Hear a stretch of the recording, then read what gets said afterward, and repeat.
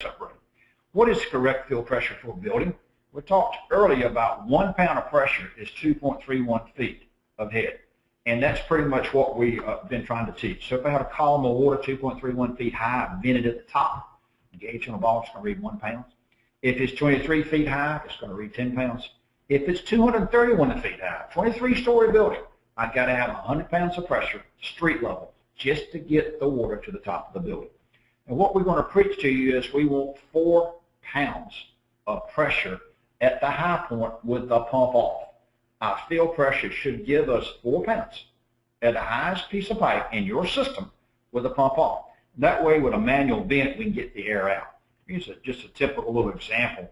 If the building was 30 feet high, or if the highest piece of pipe was 30 feet elevation-wise above the field valve, what pressure would I need to make sure minimum I got 4 pounds at the high point?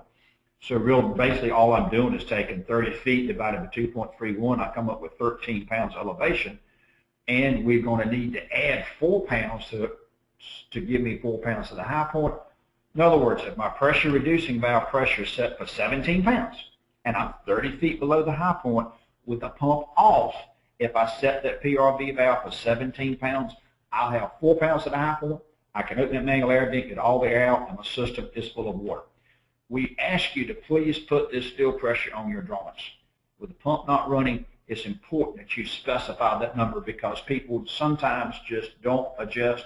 They don't know. So please write that number on your drawings.